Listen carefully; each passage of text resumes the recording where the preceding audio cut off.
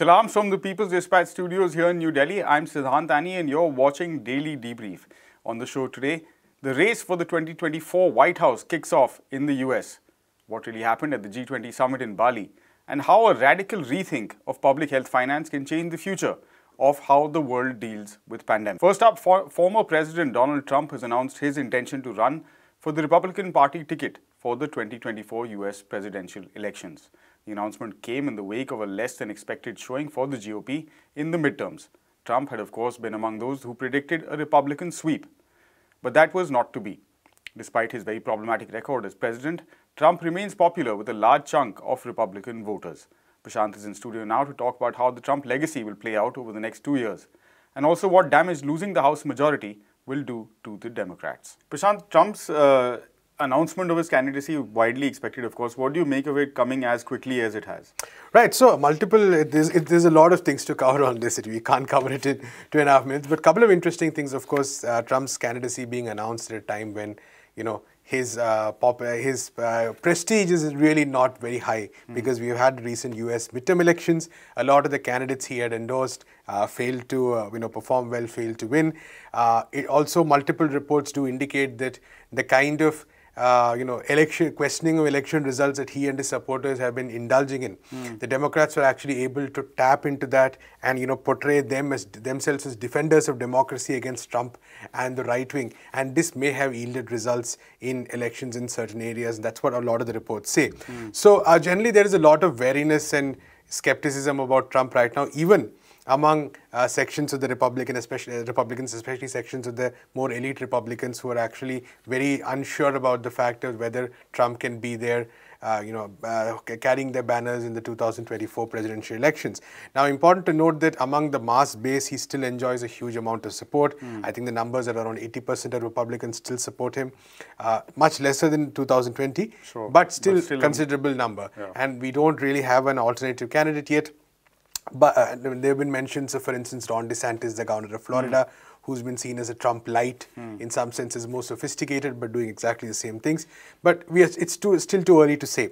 So what Trump is really trying to do is to sort of, make sure that, I guess he's trying to make sure that the momentum does not go from his hand, because there have been reports of the fact that he's been wanting to announce for a long time. And his aides have been holding him back because, it looks bad exactly after the Republicans really sort of failed to have this kind of wave which they were expecting. Right. So, that's one aspect of it. Second aspect, of course, Trump talking about, how his presidency was great. He was a great president, etc., etc. But the record shows otherwise. We have a story that's up on the side by Natalia Marquez, one of our correspondents, who details how exactly Trump's rule was disastrous for the poor and working people of the country. There were tax cuts for the wealthy. There was a huge transfer of wealth from the poor to the richer sections.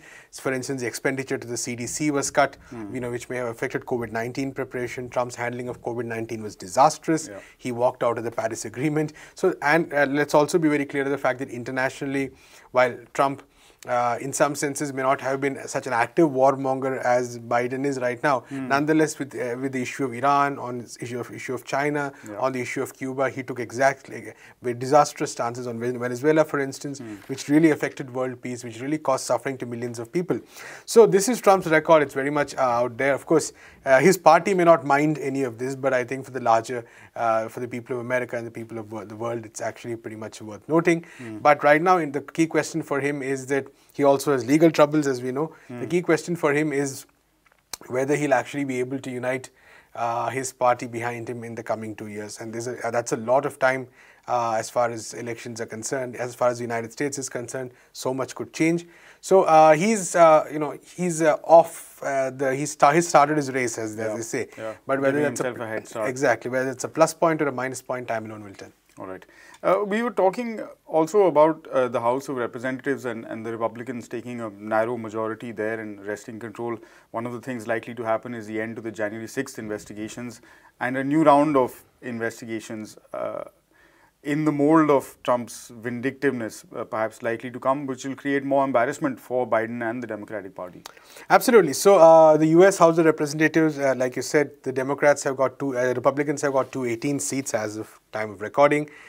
6 more seats are yet to be the results are yet to be announced, which means they might end with around maybe 220 or something like that, 220, 221. That's likely outcome. Now, let's be clear, this is not the outcome the Republicans expected. They were really expecting to sweep the House, take over the Senate. That's not happened. They'll probably end with a narrow majority in the House, and they're likely to lose control of the Senate. And they already have lost control of the Senate, so to speak.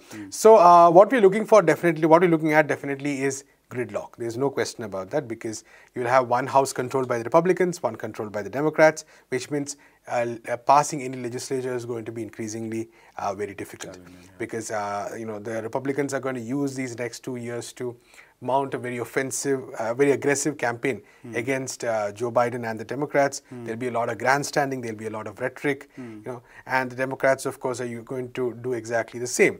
So this is basically going to be 2 years of very little legislative action that is taking place, which is quite unfortunate, because the US of all countries right now needs a lot of action on so many issues where poor people are, and working class people exactly are suffering in a number of ways.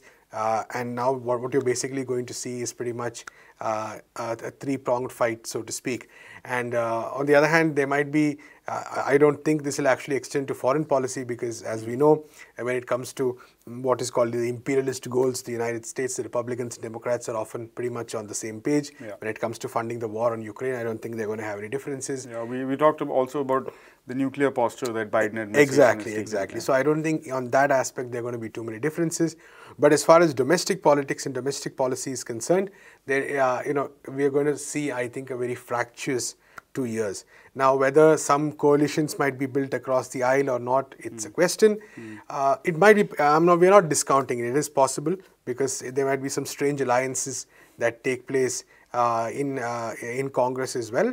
So it remains to be seen. But I think the larger understanding is what we're looking at is a very, say, stuck 2 years. And this is not surprising. This has been the history of elections in the United States.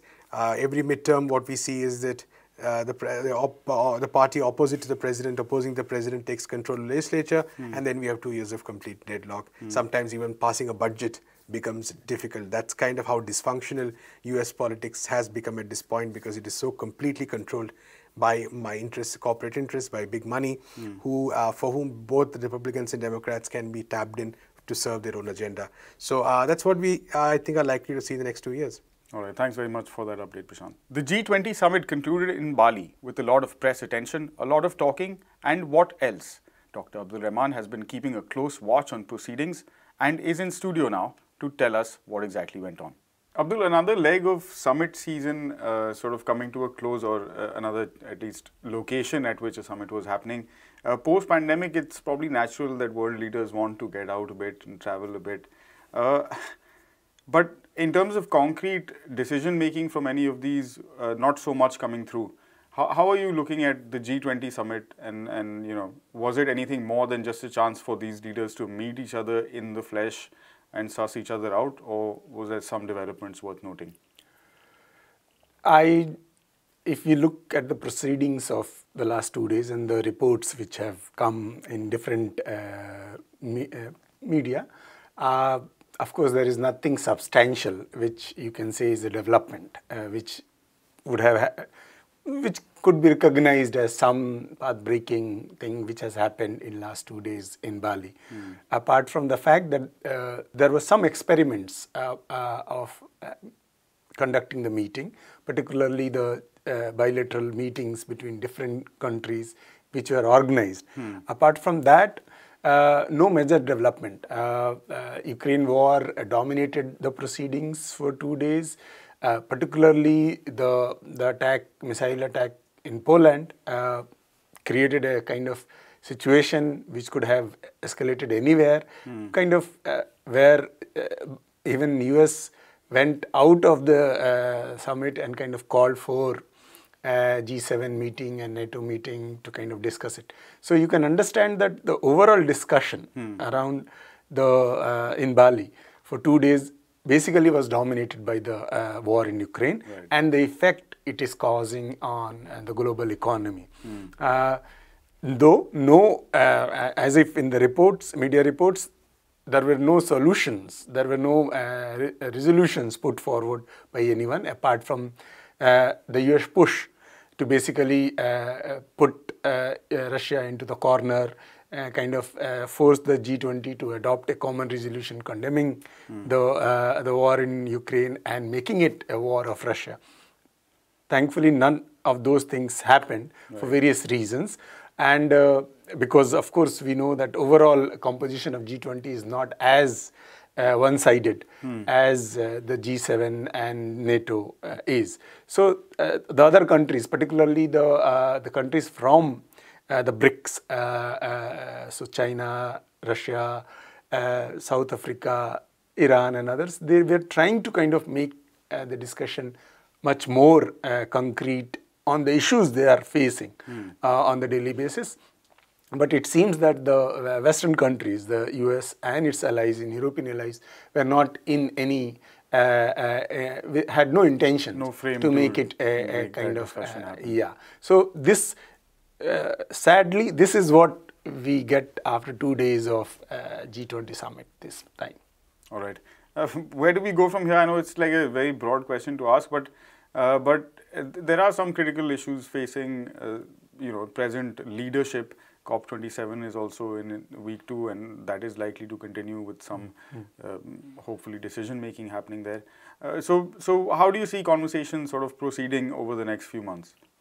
Now that India has got the kind of the presidency of G20, and the next summit will be in India, there are talks about the concerns raised by BRICS countries dominating in the coming months, rather than what the Ukrainian war or what West basically is trying to Besides do. The agenda. So that is one hope.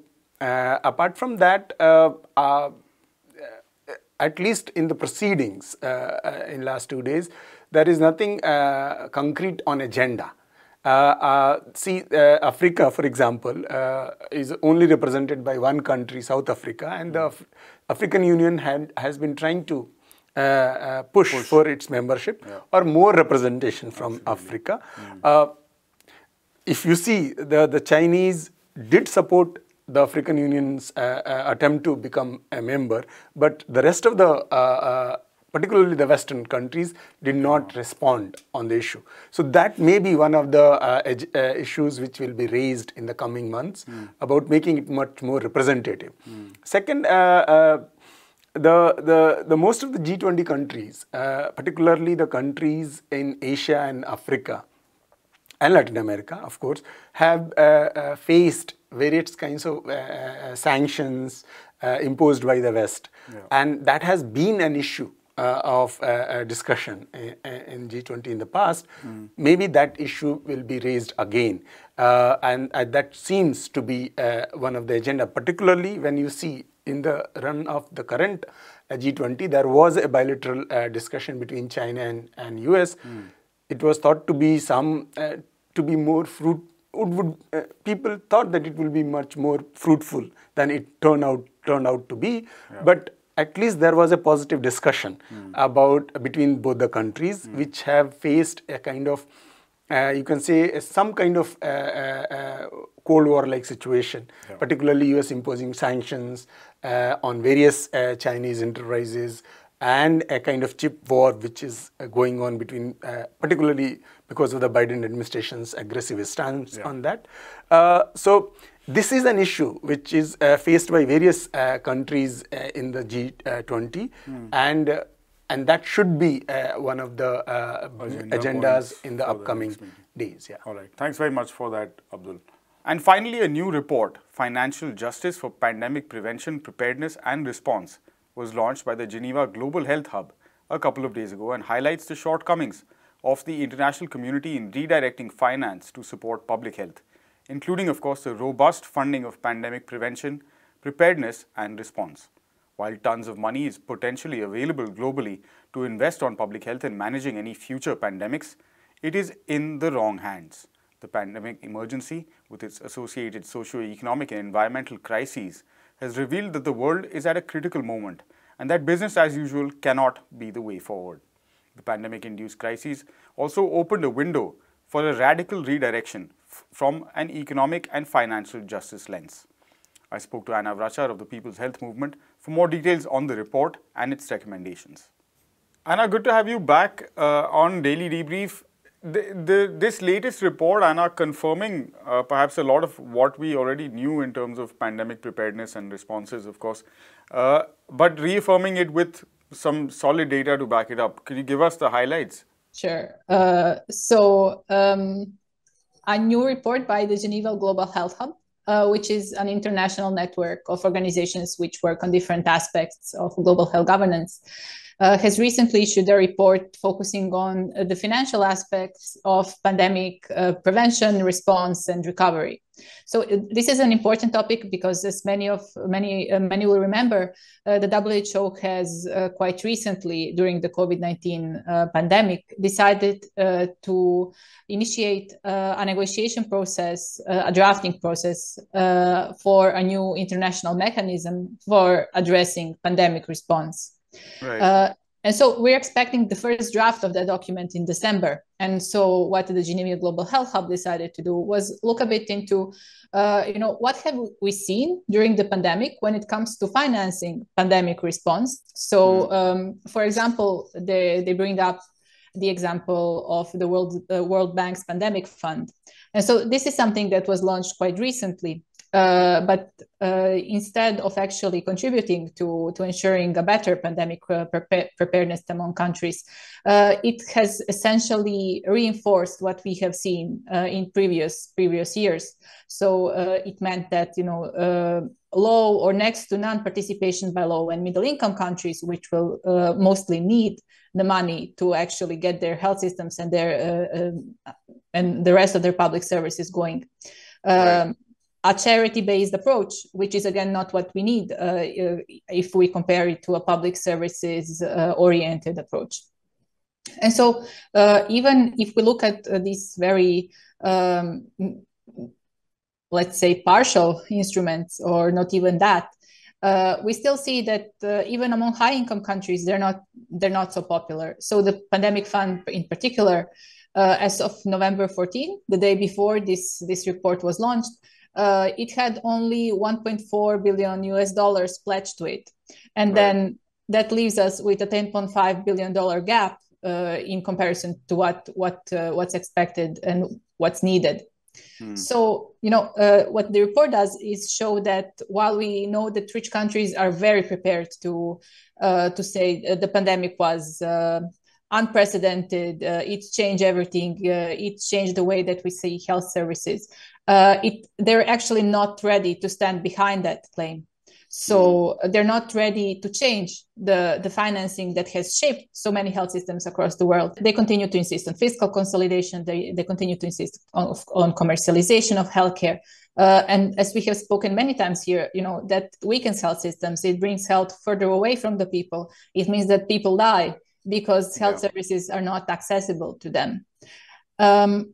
And then one other dimension that the report brings in, which is quite interesting to highlight, is that these things which we have already discussed previously are even reinforced by debt and illicit financial flows, so that essentially there are additional leaks from health services especially in low and middle income countries because of that. And so they make the example of countries in East and South Africa, where they quote that there was about $7.6 billion lost in tax revenue in 2017.